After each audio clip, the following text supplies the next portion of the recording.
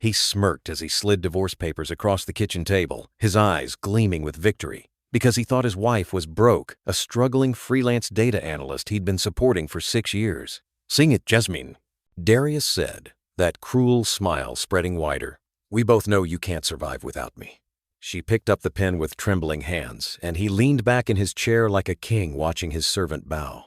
He had no idea that the broke wife sitting across from him was secretly worth $77 million. But she wasn't ready to tell him yet. Not there. Not like that. Because 3 weeks later, when they stood in that courtroom and the judge read her net worth out loud, his face shattered like glass hitting concrete, his smirk disappearing so fast it was like it never existed. The woman he thought he was discarding like trash? She was a secret millionaire he never saw coming. But here's what needs to be understood. How does a wife hide $77 million from her own husband for 6 years? Why would a secret millionaire choose to live like she was broke when she could have had anything? And what did this husband do that was so cruel, so calculated, that it made a millionaire willing to play poor just to watch him destroy himself?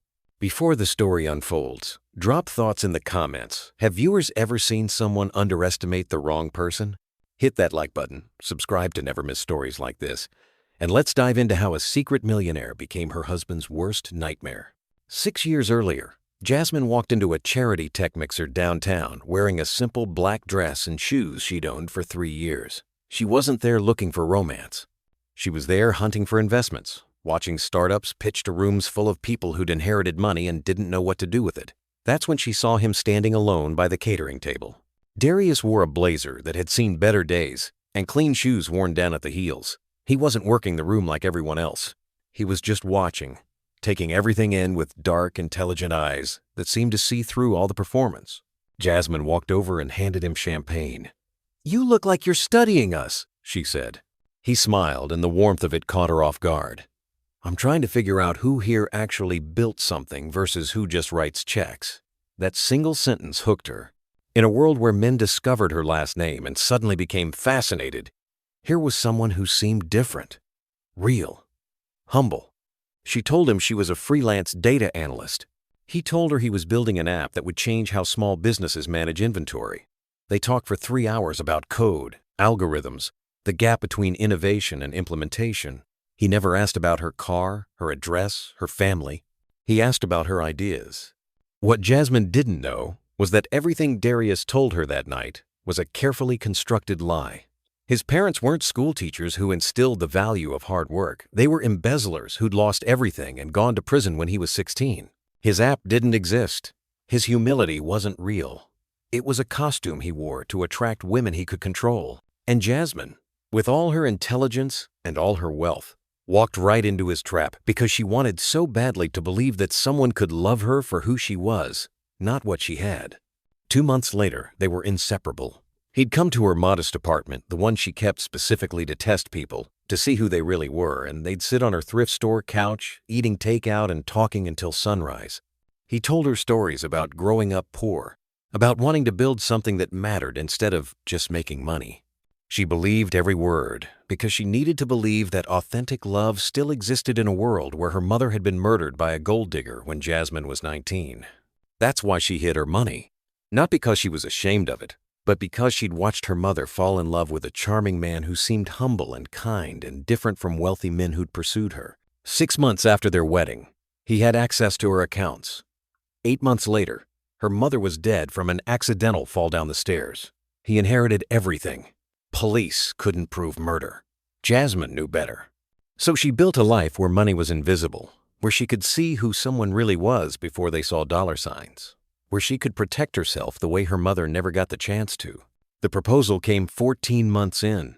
Nothing fancy, just them on that same couch. Darius telling her he didn't have much, but he had everything when he was with her. The ring was modest.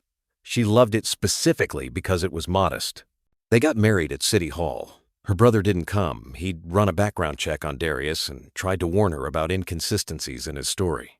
Jasmine told her brother he was being controlling, that he couldn't handle her being with someone normal. That was her first mistake, not marrying Darius. Believing that anyone who tells you to cut off family who loves you is doing it for your own good. The first 3 months of marriage were a beautiful lie. They cooked together, watched old movies, talked about the future. He was working on his app, taking meetings, staying up late coding. She was working from home, managing what he thought was basic data entry. What she was actually doing was managing a $77 million investment portfolio she'd built from her grandmother's trust fund and her own algorithmic trading system, making calls with wealth managers, reviewing real estate acquisitions, living two lives in one body. And the whole time, Darius was studying her, learning her weaknesses, planning exactly how to break her down. The mask started slipping 3 months after the wedding. Small things first. A comment about her clothes. "You used to dress nicer when we were dating." A sigh when she talked about work. Data analysis. Right. Super important. Then came the first real cut. They were at dinner with his friends when one asked what she did. Before Jasmine could answer, Darius laughed and said, "She plays with spreadsheets. It's cute." The table laughed. She smiled because she didn't know what else to do. That night, she couldn't sleep, kept thinking, when did I become something to be embarrassed about? But that was just the beginning of a destruction so methodical, so cruel, that by the time she realized what was happening, she'd already lost pieces of herself she didn't know could be taken. It wasn't dramatic, and that's what people don't understand about emotional abuse. There's no single moment where someone hits you and you know to run. It's 1,000 paper cuts so small and so constant that you bleed out. Before you realize you're wounded, Darius started staying out later, coming home at midnight smelling like expensive perfume that wasn't hers. When Jasmine asked questions, he'd turn it around.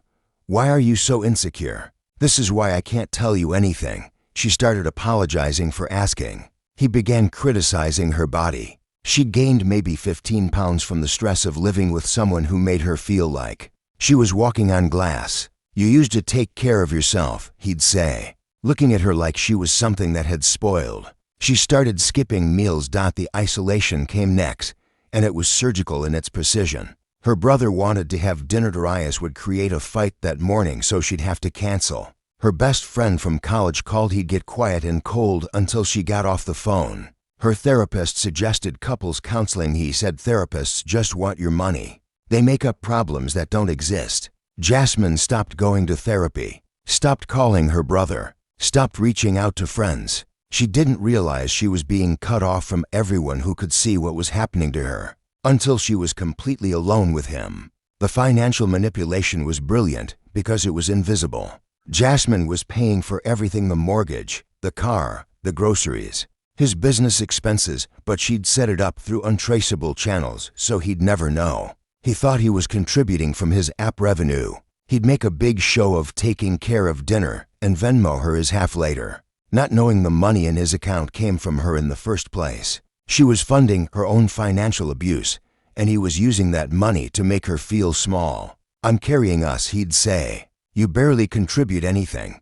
And she'd sit there knowing she'd paid for the roof over his head, the food in his mouth, the clothes on his back, but she couldn't say a word without revealing everything. He started comparing her to other women. His ex-girlfriend who was doing big things in tech now. His friend's wife who really supports her husband's vision. The 21-year-old in his coding bootcamp who asks really insightful questions. Jasmine started wondering what was wrong with her, why she wasn't enough, how she could fix herself to deserve his love again. The sex changed too. It went from intimate to transactional to barely existent. When she tried to initiate, he'd say he was tired, stressed, not in the mood. But she'd see messages lighting up his phone at 2 in the morning. The shower he'd take the moment he got home. The new cologne. She knew. Some part of her knew. But knowing and accepting are different countries separated by an ocean of denial. Then came the night that didn't just break her, it clarified everything. She'd been feeling off for weeks, exhausted, emotional. She took a test in the bathroom while he was out at another investor meeting. 2 lines appeared. Pregnant. She cried, but not from fear, from hope. Maybe this would change things. Maybe a baby would remind him of who they used to be. Maybe they could be a family. She waited up for him, made his favorite dinner, put the positive test in a small gift box. When he walked in at 11, that night she was smiling, really smiling for the first time in months. "I have something to tell you," she said. He looked annoyed. "Can it wait?" "I'm exhausted." She couldn't wait. "I'm pregnant." The silence that followed wasn't surprise. It was calculation. She watched him run through scenarios in his head, watched him decide what response served him best. Then he said 6 words that ended everything. "Are you sure it's mine?" The room tilted. "What?" His face was cold, distant, like he was talking to a stranger. "You're home alone all day." "I'm just saying." "Are you sure?" She couldn't breathe, couldn't speak, just stared at this stranger wearing her husband's face. He grabbed his keys. "I need air. We'll talk about this later." He didn't come back that night. The cramping started around 1 in the morning. She was still on the couch where he'd left her, staring at the positive pregnancy test, trying to understand how they'd gotten here.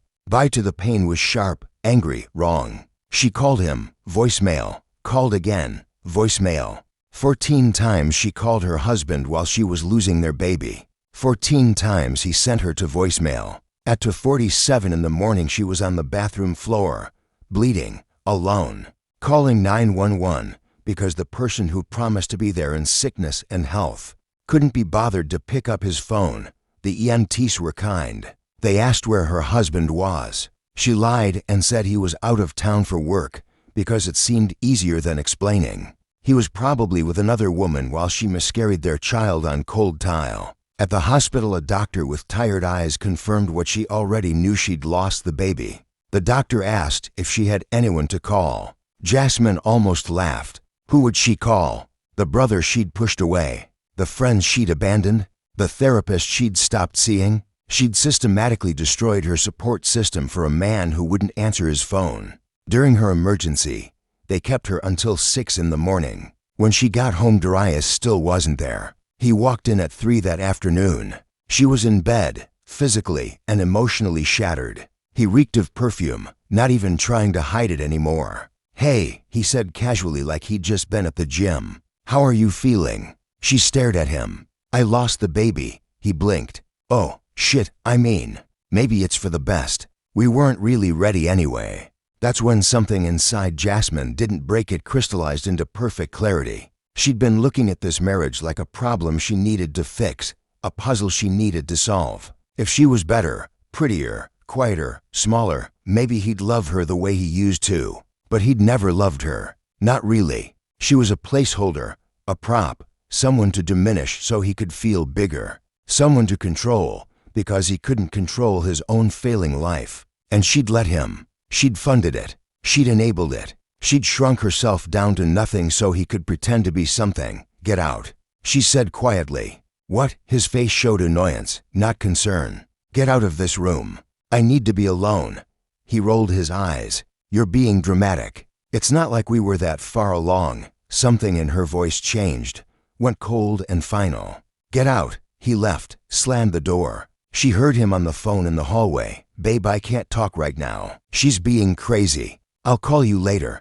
And right there, sitting in that bed still bleeding from losing their child, Jasmine made a decision. She wouldn't leave yet. She wouldn't confront him yet. She would do something far more powerful. She would let him think he'd won. Let him believe she was broken and defeated and dependent. And while he celebrated his victory, she would quietly, methodically, build the cage that would trap him forever.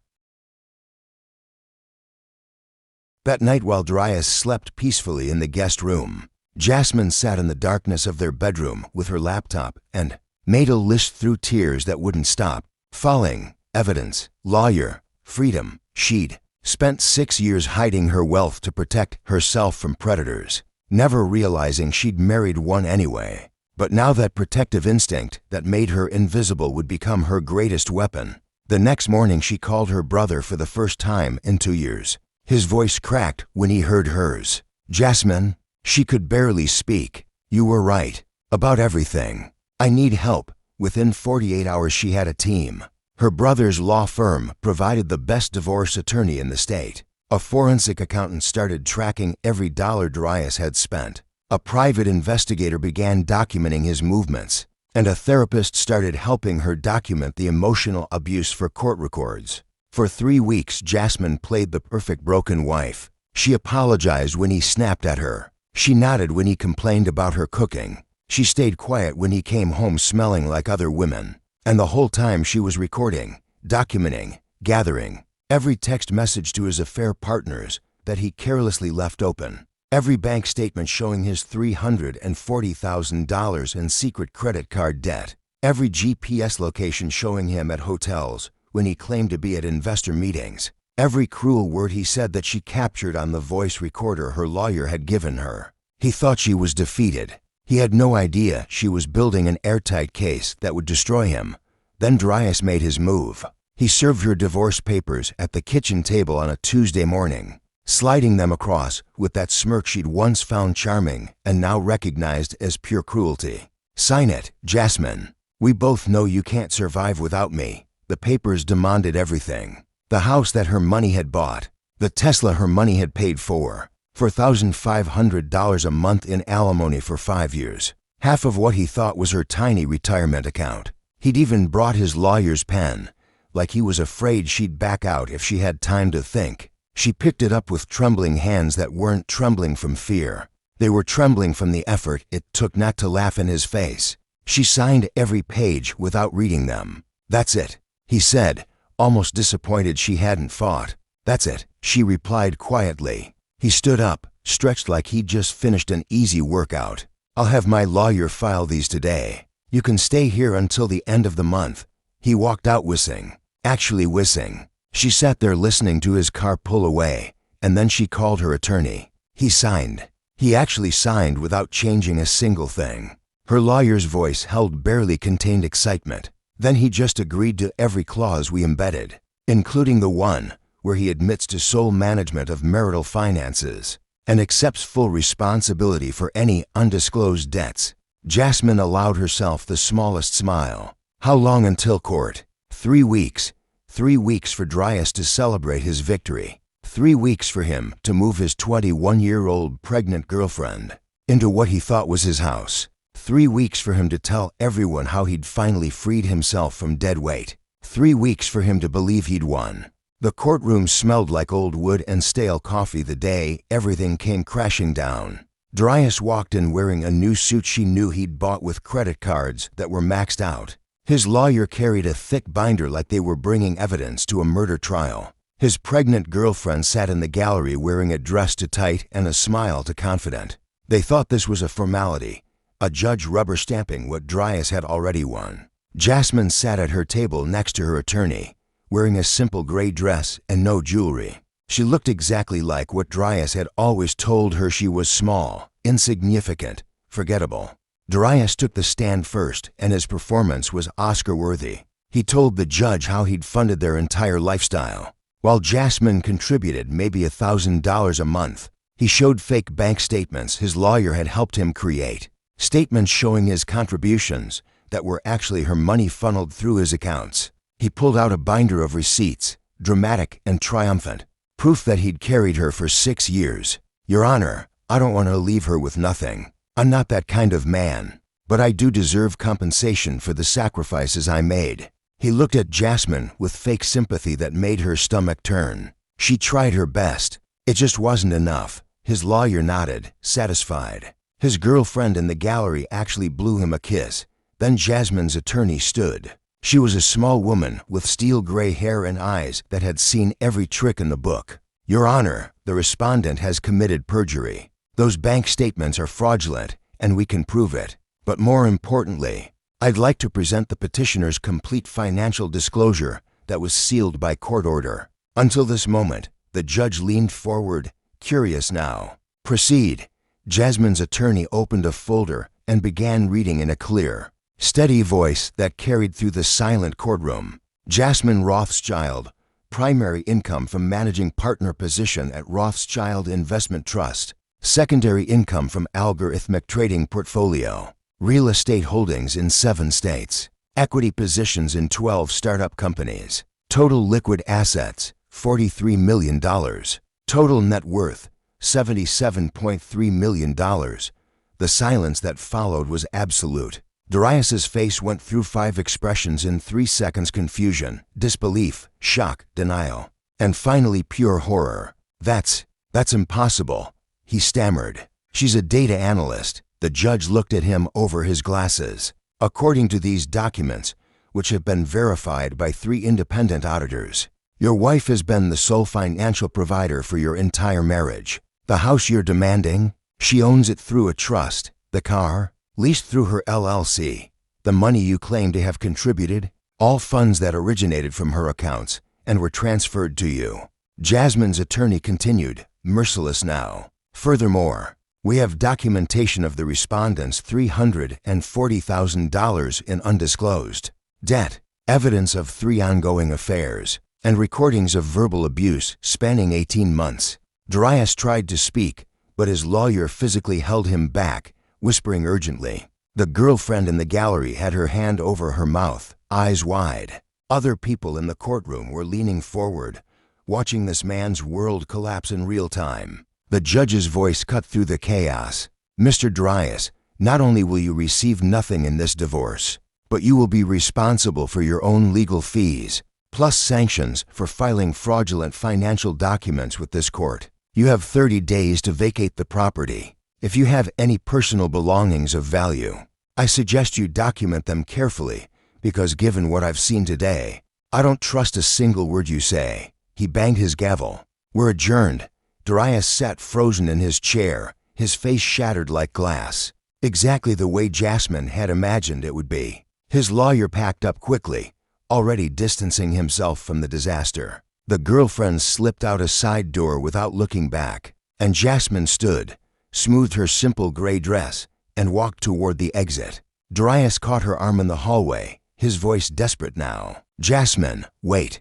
Baby, we can work this out. I never wanted the divorce. You know that. This was all a misunderstanding. She looked at his hand on her arm, then at his face. I didn't hide who I was, Darius. You just never asked. You were too busy deciding who I should be. She pulled her arm free. And for the record, I could survive just fine without you. I always could. You're the one who can't survive without me. She walked away and didn't look back. Not when he called her name. Not when he started crying in that hallway where other people could see. Not when his girlfriend came back and started screaming at him about lies and wasted time. Jasmine walked out into afternoon sunlight that felt warmer than it had in years. Got into her car, the one she actually owned, and drove to her coastal property she'd bought for years ago that Darius never knew existed. She stood on the deck looking at the ocean and cried, but not from sadness, from relief, like finally setting down something impossibly heavy after carrying it for miles. 3 months later, she started a foundation for domestic abuse survivors, funding it with money Darius never knew she had, helping women escape situations like the one she'd barely survived. Her brother came to the opening, hugged her, told her he was proud. She'd reconnected with old friends who welcomed her back without judgment, started therapy again with a doctor who helped her understand that hiding yourself to test someone's love isn't protection, it's prison. And one afternoon at the foundation office, she met a quiet man volunteering with the legal aid team who asked about her work, her mission, her vision, and never once asked about her money.